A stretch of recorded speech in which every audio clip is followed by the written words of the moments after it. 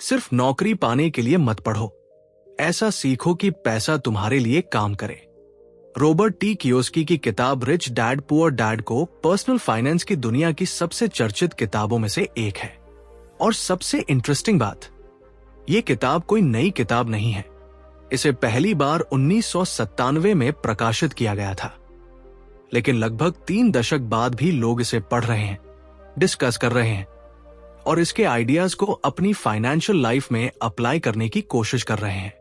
किताब की पॉपुलैरिटी इतनी बड़ी रही है कि इसकी दुनिया भर में करोड़ों प्रतियां बिक चुकी हैं और ये दर्जनों भाषाओं में प्रकाशित हो चुकी है।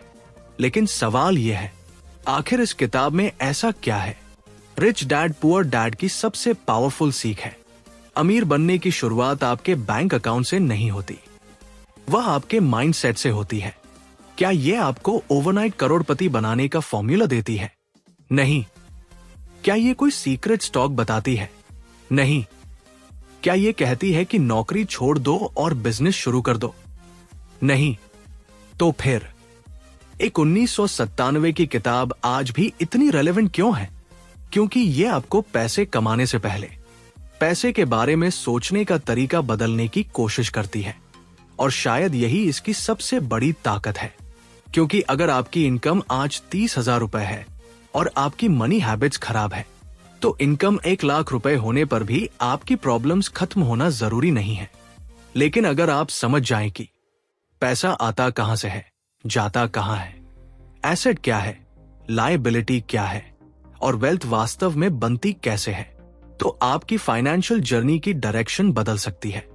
और यही कारण है कि रिच डैड पुअर डैड को सिर्फ एक फाइनेंस बुक की तरह नहीं, बल्कि मनी माइंडसेट की किताब की तरह देखा जाता है।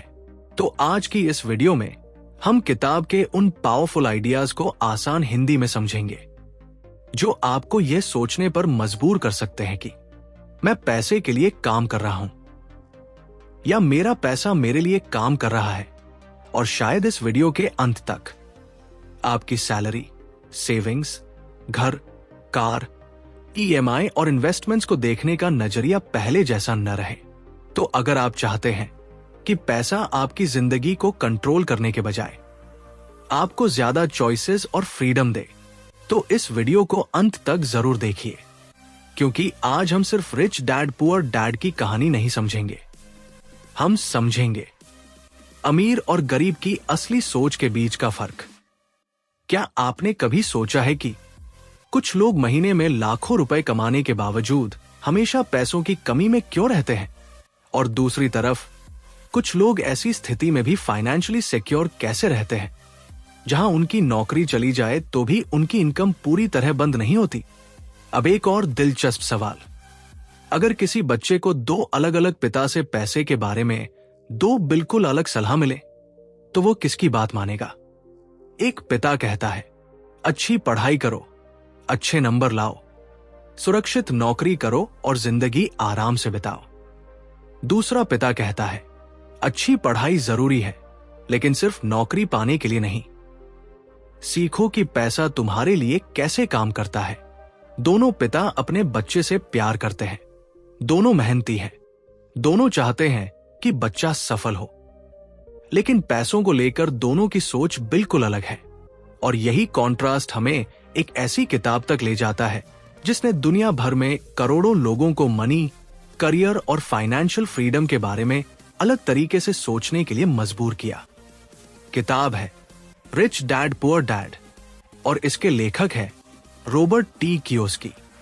इस किताब का सबसे बड़ा सवाल ये नहीं है कि आप कितना पैसा कमाते हैं, बल्कि सवाल है आप अपने कमा हुए पैसे के साथ क्या करते हैं, क्योंकि ज्यादा कमाना और अमीर होना 2 अलग अलग चीजें हैं।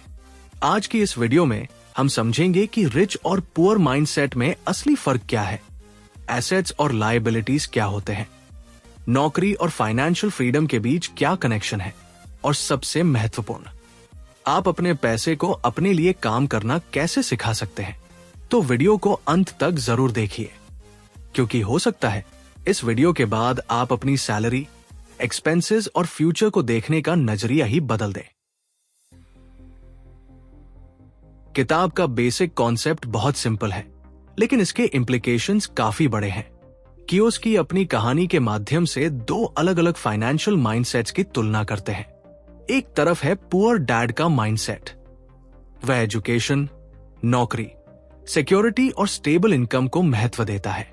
दूसरी तरफ है रिच डैड का माइंडसेट, वो financial education, assets, business, investing और मनी मैनेजमेंट पर जोर देता है।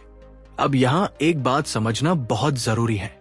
किताब में रिच डैड और पुअर डैड सिर्फ अमीर और गरीब लोगों के लेबल्स नहीं हैं। असल में ये दो अलग अलग फाइनेंशियल फिलॉसफीज को रिप्रेजेंट करते हैं। एक माइंडसेट कहता है पैसा कमाने के लिए काम करो, दूसरा माइंडसेट पूछता है ऐसी व्यवस्था कैसे बनाऊं जिससे पैसा भी मेरे लिए काम करे। और यही इस किताब का कोर मैसेज है।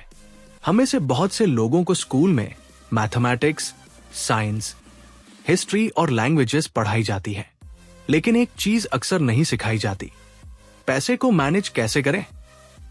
सैलरी क्या है ये हमें पता है, लेकिन कैश फ्लो क्या है, एसेट क्या है, लायबिलिटी क्या है, कंपाउंड ग्रोथ कैसे काम करती है, टैक्स प्लानिंग क्या होती है, इन्वेस्टमेंट रिस्क कैसे समझे और फाइनेंशियल फ्रीडम कैसे बनाई जाती है। इन सवालों के जवाब अक्सर हमें खुद ढूंढने पड़ते हैं। इसलिए रिच डैड पुअर डैड का असली लेसन सिर्फ पैसा कमाना नहीं है, इसका लेसन है मनी के बारे में सोचना सीखना। तो चलिए अब शुरू करते हैं इस पूरी जर्नी को। दो पिता, दो सोच। इमेजिन कीजिए एक बच्चा है, उसके सामने दो पिता जैसी फिगर्स है। पहला व्यक्ति फाइनेंशियली ट्रेडिशनल सोच रखता है।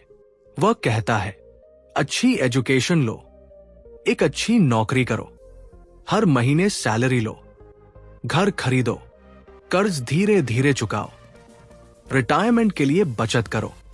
दूसरा व्यक्ति कहता है एजुकेशन लो, लेकिन सिर्फ डिग्री के लिए नहीं, स्किल्स सीखो, फाइनेंशियल स्टेटमेंट्स समझो, एसेट्स खरीदो, बिजनेस और इन्वेस्टमेंट्स को समझो। ऐसी इनकम बनाओ जो सिर्फ आपके काम करने पर डिपेंड न करे। अब सवाल है, इनमें से कौन सही है? असल जवाब है दोनों की कुछ बातें सही हो सकती हैं।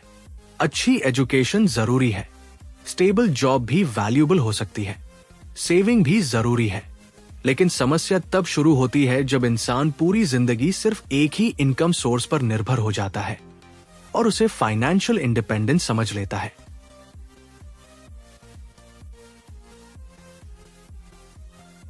मान लीजिए आपकी सैलरी 50,000 रुपए है, आप 45,000 रुपए हर महीने खर्च कर देते हैं। आपकी इनकम 50,000 रुपए है, लेकिन आपकी फाइनेंशियल पोजीशन उस इनकम से नहीं तय होती। आपकी फाइनेंशियल पोजीशन इस बात से तय होगी कि आपके पास कितना बचता है, कितना इन्वेस्ट होता है और कौन सी चीजें फ्यूचर में इनकम जनरेट कर सकती हैं। अगर आपकी सैलरी बढ़कर 1,00,000 रुपए हो जाए लेकिन एक्सपेंसेस 95,000 रुपए हो जाए, तो क्या आपकी फाइनेंशियल फ्रीडम बहुत ज्यादा बढ़ गई? जरूरी नहीं। यही वह पॉइंट है जहां किताब हमें इनकम और वेल्थ के बीच का फर्क समझाती है। पार्ट 2, ज्यादा पैसा कमाना ही सोल्यूशन नहीं है। हम अक्सर सोचते हैं अगर मेरी सैलरी थोड़ी और बढ़ जाए तो मेरी सारी फाइनेंशियल प्रॉब्लम्स खत्म हो जाएंगी। लेकिन क्या ऐसा वास्तव में होता है? मान लीजिए पहले किसी व्यक्ति की सैलरी 30,000 रुपए थी। वह सोचता था बस 50,000 रुपए मिलने लगे तो लाइफ सेट है। सैलरी बढ़कर 50,000 रुपए हो गई। फिर उसने नया फोन लिया, फिर बेहतर बाइक, फिर ज्यादा एक्सपेंसिव रेस्टोरेंट, फिर नया अपार्टमेंट। कुछ समय बाद एक्सपेंसेस बढ़ गए। अब वह सोचता है अगर 80,000 रुपए सैलरी हो जाए तो सब ठीक हो जाएगा। सैलरी 80,000 रुपए हुई, लाइफस्टाइल फिर बढ़ गया। अब 1,00,000 रुपए की जरूरत महसूस होने लगी। ये एक साइकिल है। इसे आप लाइफस्टाइल इन्फ्लेशन कह सकते हैं। यानी जैसे जैसे इनकम बढ़ती है वैसे वैसे एक्सपेंसेस भी बढ़ जाते हैं और व्यक्ति सोचता रहता है बस थोड़ा और पैसा। यही फाइनेंशियल ट्रैप है।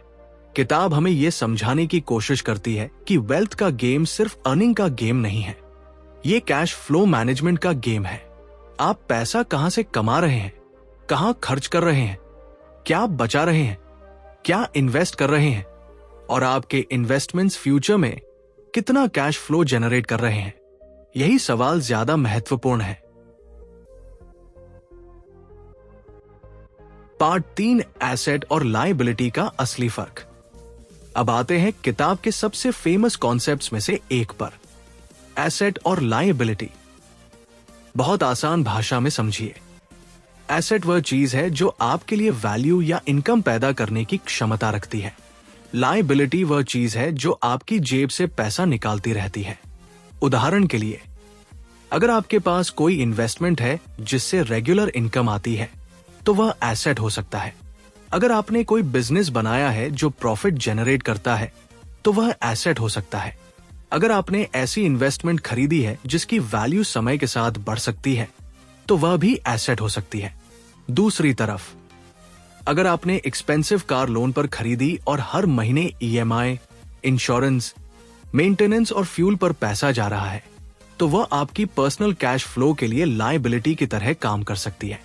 अब ध्यान दीजिए, किसी चीज को सिर्फ इसलिए एसेट मत मानिए क्योंकि उसका नाम प्रॉपर्टी है। असल सवाल है, वो मेरे कैश फ्लो के साथ क्या कर रही है। मान लीजिए आपने एक अपार्टमेंट खरीदा। अगर उसमें रहने के लिए आपको हर महीने भारी ईएमआई, मेंटेनेंस और दूसरे खर्च देने पड़ते हैं तो वो आपके पर्सनल कैश फ्लो पर प्रेशर डाल रहा है। वहीं अगर कोई प्रॉपर्टी रेंट जनरेट कर रही है और उसके सभी खर्चों के बाद पॉजिटिव कैश फ्लो बच रहा है तो वह इनकम प्रोड्यूसिंग एसेट की तरह काम कर सकती है। इसलिए किताब का प्रैक्टिकल लेसन है, नाम मत देखिए, कैश फ्लो देखिए। पार्ट 4, इनकम आने के बाद पैसा जाता कहां है। अब एक सिंपल एक्सरसाइज करते हैं। कल्पना कीजिए आपको आज सैलरी मिली 60,000 रुपए। आपके पास 2 ऑप्शंस हैं। पहला, 60,000 रुपए मिलते ही आप शॉपिंग, एंटरटेनमेंट, गैजेट्स और लाइफस्टाइल पर पैसा खर्च करना शुरू कर दें। दूसरा, पहले अपने फाइनेंशियल गोल्स के लिए पैसा अलग करें, फिर बाकी अमाउंट से लाइफस्टाइल मैनेज करें। इन दोनों लोगों की सैलरी समान है, लेकिन कुछ साल बाद उनकी फाइनेंशियल स्थिति बहुत अलग हो सकती है। क्यों? क्योंकि डिफरेंस सैलरी में नहीं था, डिफरेंस था फाइनेंशियल बिहेवियर में। यही रीजन है कि फाइनेंशियल एजुकेशन इतनी इंपॉर्टेंट है। अगर किसी व्यक्ति को पैसे मैनेज करना नहीं आता तो ज्यादा इनकम भी हमेशा उसे फाइनेंशियली सिक्योर नहीं बनाएगी। पार्ट 5, रैट रेस क्या है। अब किताब का एक बहुत पावरफुल कॉन्सेप्ट है, रैट रेस। इमेजिन कीजिए एक हैमस्टर व्हील है। एक हैमस्टर उसमें लगातार दौड़ रहा है। वो बहुत तेज दौड़ रहा है, लेकिन वह आगे नहीं बढ़ रहा, बस उसी जगह घूम रहा है। फाइनेंशियल लाइफ भी कभी कभी ऐसी हो सकती है। आप सुबह उठते हैं, काम पर जाते हैं, सैलरी मिलती है, बिल्स भरते हैं, ईएमआई भरते हैं, क्रेडिट कार्ड पेमेंट करते हैं, फिर अगले महीने वही साइकिल, और फिर अगले महीने, और फिर अगले साल। इनकम बढ़ती है लेकिन एक्सपेंसेस भी बढ़ते हैं। इसलिए व्यक्ति लगातार काम करता है लेकिन फाइनेंशियल फ्रीडम करीब नहीं आती। यही रैट रेस है। इससे बाहर निकलने का पहला कदम है यह पहचानना कि आप इसमें हैं। दूसरा कदम है अपने कैश फ्लो को समझना। तीसरा, ऐसी एसेट्स बनाना जो फ्यूचर में इनकम जनरेट कर सके। पार्ट 6, नौकरी बुरी चीज नहीं है। यहां एक इंपॉर्टेंट क्लैरिफिकेशन जरूरी है। रिच डैड पुअर डैड का मैसेज यह नहीं है कि जॉब छोड़ दो और बिजनेस शुरू कर दो। ऐसा करना इरेस्पॉन्सिबल भी हो सकता है। जॉब आपको इनकम दे सकती है, एक्सपीरियंस दे सकती है, स्किल्स दे सकती है, नेटवर्क दे सकती है, डिसिप्लिन सिखा सकती है, लेकिन समस्या तब होती है जब आप जॉब को अपनी पूरी फाइनेंशियल स्ट्रैटेजी बना लेते हैं। जॉब आपकी इनकम का एक सोर्स हो सकती है, लेकिन फाइनेंशियल एजुकेशन आपको यह समझने में मदद करती है कि आप अपनी इनकम को वेल्थ में कैसे बदलें। मान लीजिए आपकी सैलरी 70,000 रुपए है। अगर आप पूरी सैलरी खर्च कर देते हैं तो सैलरी सिर्फ कंजम्पशन को सपोर्ट कर रही है, लेकिन अगर आप इनकम का एक हिस्सा केयरफुली बचाकर प्रोडक्टिव एसेट्स और इन्वेस्टमेंट्स में लगाते हैं तो धीरे धीरे आपका पैसा भी काम करने लगता है। पार्ट 7, पहले खुद को पे करना। किताब से जुड़ा एक और इंपॉर्टेंट आइडिया है, पे योरसेल्फ फर्स्ट। इसका मतलब यह नहीं है कि बिल्स मत भरो। इसका मतलब है जब इनकम आए तो अपने फ्यूचर को भी प्रायोरिटी दो। अक्सर हमारा तरीका होता है, इनकम आती है, पहले बिल्स, फिर शॉपिंग, फिर एंटरटेनमेंट, फिर फूड डिलीवरी, फिर सब्सक्रिप्शंस, और महीने के अंत में इस बार बचा ही नहीं। अब अप्रोच बदल कर देखिए। इनकम आती है, पहले प्लान सेविंग इन्वेस्टमेंट, फिर जरूरी एक्सपेंसेस, फिर लाइफस्टाइल। यह छोटा सा बदलाव लॉन्ग टर्म में बहुत पावरफुल हो सकता है, क्योंकि वेल्थ अक्सर बड़े फाइनेंशियल डिसीजन से नहीं, छोटे लेकिन लगातार डिसीजन से बनती है। पार्ट 8, फाइनेंशियल एजुकेशन क्यों जरूरी है। अब एक सवाल, अगर आप बहुत पैसा कमाते हैं लेकिन फाइनेंशियल स्टेटमेंट्स पढ़ना नहीं जानते तो क्या होगा? अगर आप इन्वेस्टमेंट का रिस्क नहीं समझते तो क्या होगा? अगर आप लोन की एक्चुअल कॉस्ट नहीं समझते तो क्या होगा? अगर आपको टैक्सेस, कैश फ्लो और एक्सपेंसेस का बेसिक अंडरस्टैंडिंग नहीं है तो क्या होगा? आपका पैसा कोई दूसरा व्यक्ति कंट्रोल करेगा। इसलिए फाइनेंशियल एजुकेशन का मतलब सिर्फ स्टॉक मार्केट सीखना नहीं है। फाइनेंशियल एजुकेशन का मतलब है पैसे की भाषा समझना। आपको कम से कम यह पता होना चाहिए कि इनकम क्या है, एक्सपेंस क्या है, एसेट क्या है, लायबिलिटी क्या है, कैश फ्लो कैसे काम करता है, डेट कब यूजफुल हो सकता है और कब डेंजरस, इन्वेस्टमेंट में रिस्क क्या है, और सबसे जरूरी, आपका पैसा कहां जा रहा है।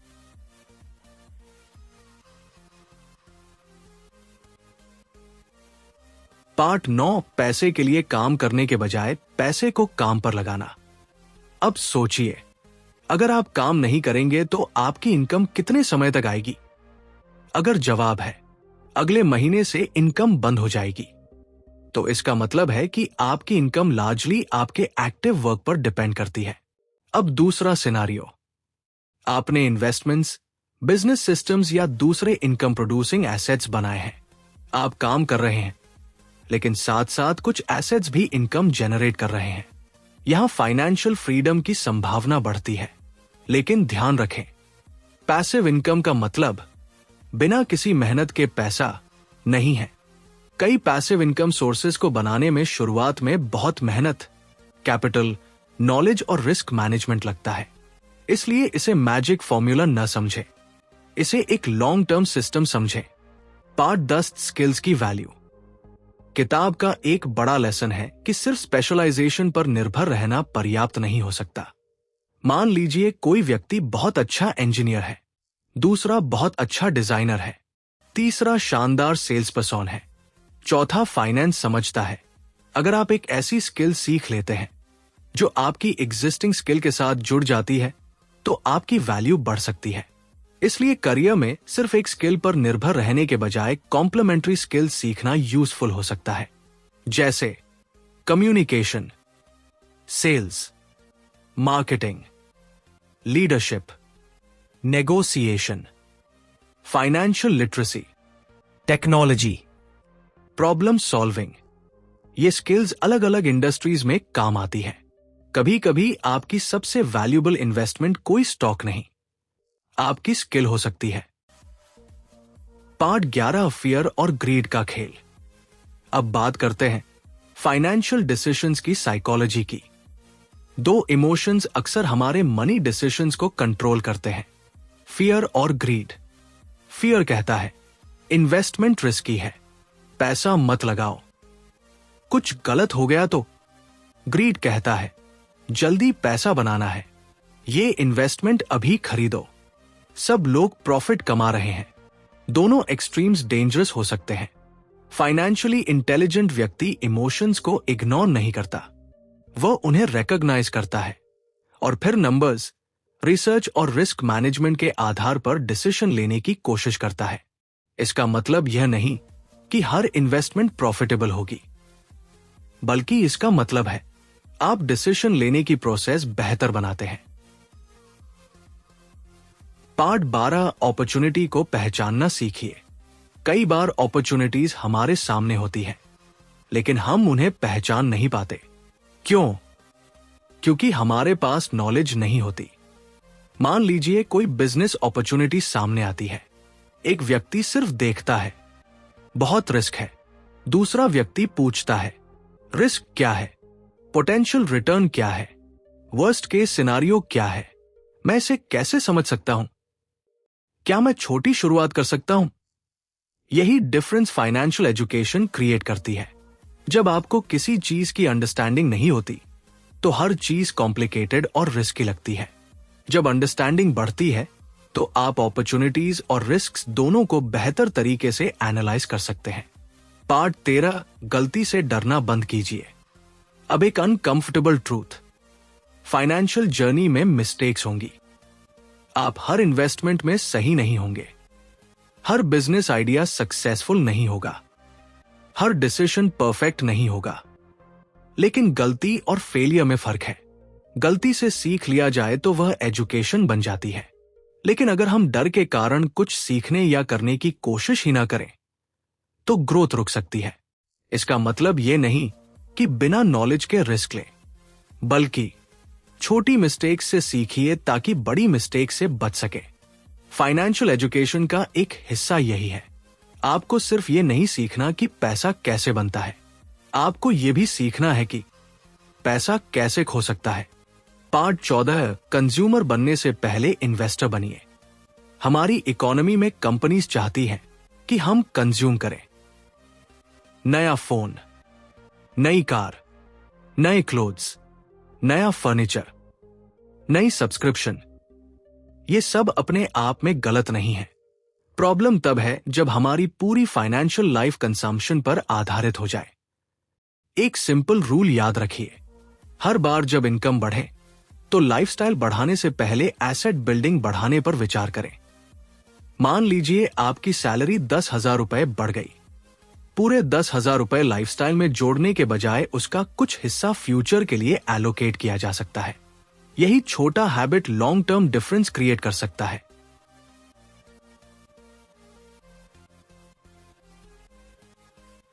पार्ट 15, होम हमेशा इन्वेस्टमेंट नहीं होता।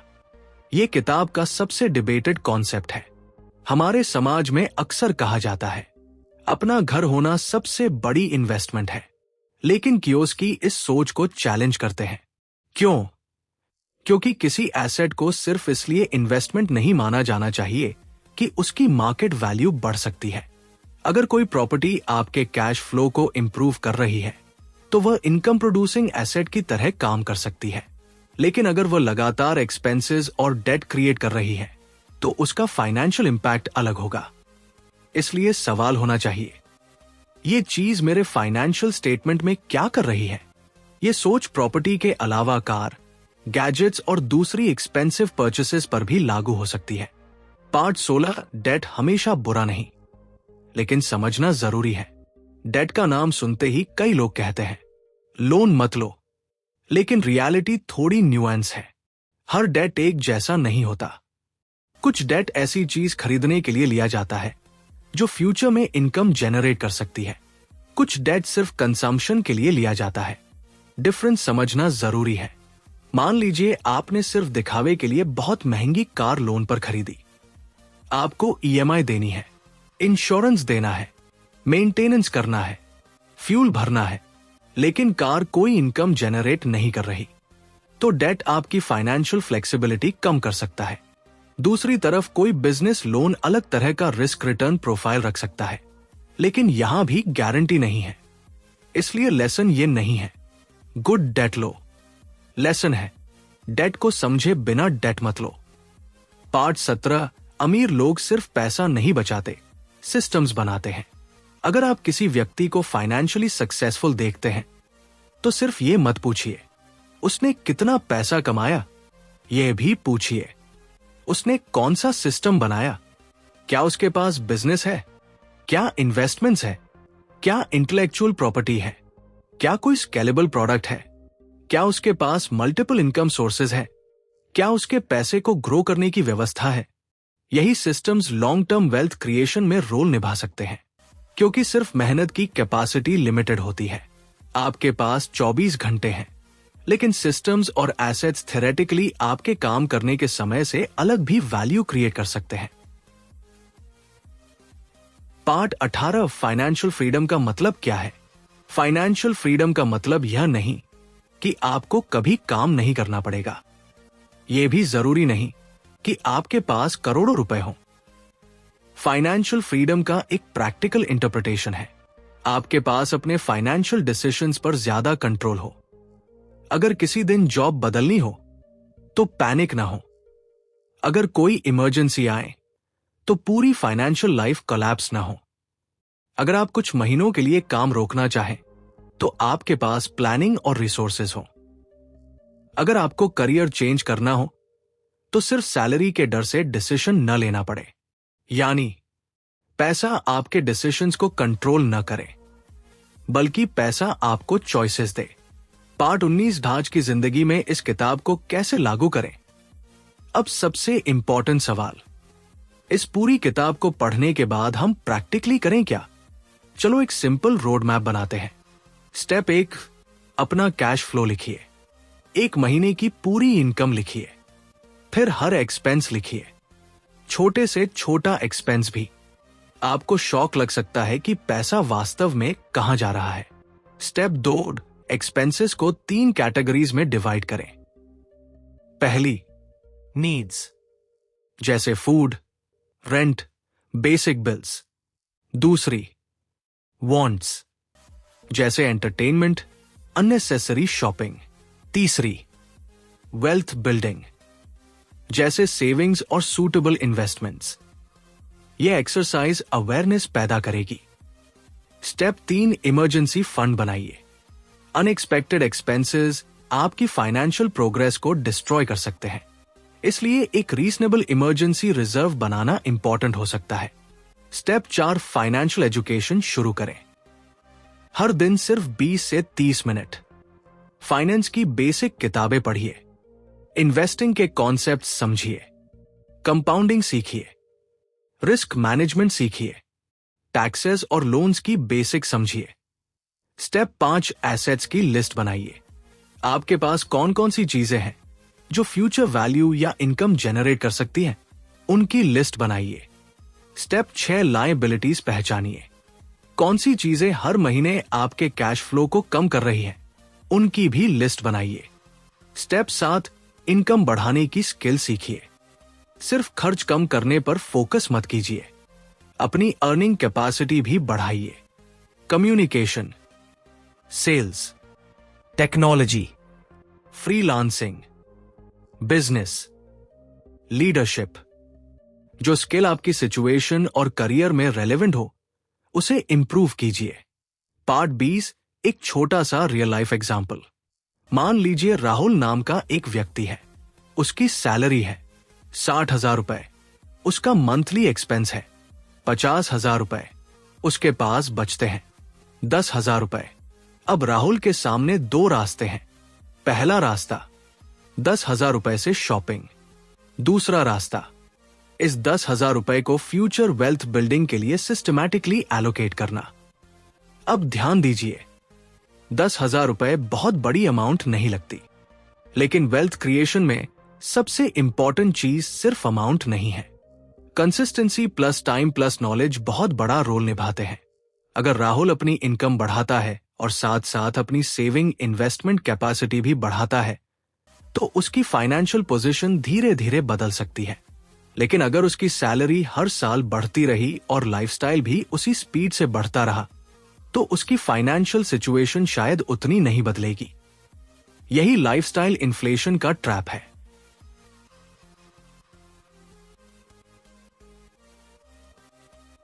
पार्ट 21, मनी माइंडसेट बदलना क्यों जरूरी है? कई बार समस्या बैंक अकाउंट में नहीं, माइंडसेट में होती है। अगर आप सोचते हैं पैसा कमाना बहुत मुश्किल है तो आप अपॉर्चुनिटी से बच सकते हैं। अगर आप सोचते हैं मैं फाइनेंशियल चीजें समझ ही नहीं सकता तो आप सीखना शुरू नहीं करेंगे। अगर आप सोचते हैं इन्वेस्टमेंट सिर्फ अमीर लोगों के लिए है, तो आप फाइनेंशियल एजुकेशन से दूर रहेंगे। लेकिन अगर आपका माइंडसेट हो, मैं अभी नहीं जानता लेकिन सीख सकता हूं, तो पॉसिबिलिटीज बदल जाती हैं। यही ग्रोथ माइंडसेट फाइनेंशियल लाइफ में भी काम करता है। पार्ट 22 स्कूल हमें क्या नहीं सिखाता। यह किताब एजुकेशन सिस्टम पर भी सवाल उठाती है। स्कूल हमें कई यूजफुल चीजें सिखाता है, लेकिन पर्सनल फाइनेंस अक्सर फॉर्मल एजुकेशन का सेंट्रल हिस्सा नहीं होता। आप 10 से 15 साल एजुकेशन में लगा सकते हैं, डिग्री हासिल कर सकते हैं, जॉब पा सकते हैं, लेकिन अगर आप सैलरी मैनेज करना नहीं जानते, तो डिग्री अकेले फाइनेंशियल फ्रीडम की गारंटी नहीं है। इसलिए एजुकेशन करो, सैलरी लो और सुरक्षित रहो। और दूसरी तरफ वह सोच है जो कहती है अपनी इनकम को एसेट्स में बदलो और फाइनेंशियल इंडिपेंडेंस की दिशा में बढ़ो। लेकिन असल जिंदगी में आपको किसी एक एक्सट्रीम को चुनने की जरूरत नहीं है। आप जॉब कर सकते हैं, आप बिजनेस कर सकते हैं, आप सैलरी कमा सकते हैं और साथ साथ फाइनेंशियल एजुकेशन भी ले सकते हैं। आप अपना करियर बना सकते हैं और साथ साथ एसेट्स भी बना सकते हैं। आप आज एंजॉय भी कर सकते हैं और फ्यूचर के लिए प्लान भी कर सकते हैं। असल सवाल है, क्या आप अपने पैसे के ड्राइवर हैं या सिर्फ पैसेंजर? क्योंकि अगर आप मनी को नहीं समझते, तो पैसा आपके डिसीजंस को कंट्रोल करने लगेगा। आप ज्यादा कमाएंगे तो ज्यादा खर्च करेंगे, ज्यादा खर्च करेंगे तो ज्यादा काम करना पड़ेगा, ज्यादा काम करेंगे तो ज्यादा टाइम की जरूरत होगी, और फिर आप कहेंगे मेरे पास पैसा तो है लेकिन टाइम नहीं। यही वह साइकिल है जिससे बाहर निकलने की कोशिश ये किताब हमें करने के लिए कहती है। तो आज से एक छोटा सा काम कीजिए, एक नोटबुक उठाइए और 3 चीजें लिखिए। मेरी इनकम, मेरे एक्सपेंसेस, मेरे एसेट्स। फिर खुद से पूछिए, अगर मैं अगले 5 साल तक बिल्कुल इसी तरह पैसा मैनेज करता रहा, तो मेरी फाइनेंशियल लाइफ कैसी होगी? अगर जवाब पसंद आता है, बहुत अच्छी बात है, लेकिन अगर जवाब पसंद नहीं आता, तो डरिए मत, क्योंकि फाइनेंशियल फ्यूचर आज से बदलना शुरू किया जा सकता है। आपको करोड़पति बनने का सपना लेकर शुरुआत करने की जरूरत नहीं है। बस इतना तय कीजिए, आज मैं अपने पैसे के बारे में कल से थोड़ा ज्यादा सीखूंगा। एक नई फाइनेंशियल कॉन्सेप्ट सीखिए, एक अननेसेसरी एक्सपेंस कम कीजिए, एक यूजफुल स्किल इंप्रूव कीजिए, एक फाइनेंशियल गोल लिखिए और धीरे धीरे अपने पैसे को ऐसी दिशा में भेजना शुरू कीजिए जहां वह सिर्फ खर्च ना हो, बल्कि आपके फ्यूचर के लिए काम भी करे। क्योंकि आखिर में सवाल यह नहीं है कि आपने अपनी जिंदगी में कितना पैसा कमाया, सवाल यह है आपने अपने पैसे से कितनी फ्रीडम खरीदी। और शायद यही रिच डैड पुअर डैड की सबसे पावरफुल सीख है। अमीर बनने की शुरुआत आपके बैंक अकाउंट से नहीं होती, वह आपके माइंडसेट से होती है। जिस दिन आप पैसे को सिर्फ खर्च करने की चीज समझना बंद करके उसे एक टूल की तरह देखना शुरू कर देंगे, उसी दिन आपकी फाइनेंशियल जर्नी का पहला कदम शुरू हो जाएगा। अगर आपको यह समरी यूजफुल लगी हो, तो वीडियो को लाइक करें, चैनल को सब्सक्राइब करें और कमेंट में जरूर बताएं आपके लिए फाइनेंशियल फ्रीडम का मतलब क्या है। और याद रखिए, पैसा आपकी जिंदगी का लक्ष्य नहीं होना चाहिए, लेकिन पैसा इतना जरूर होना चाहिए कि वह आपको अपनी जिंदगी के जरूरी फैसले खुद लेने की आजादी दे सके। मिलते हैं अगली वीडियो में एक और पावरफुल किताब के साथ। तब तक सीखते रहिए, पढ़ते रहिए और सबसे जरूरी, अपने नॉलेज को एक्शन में बदलते रहिए।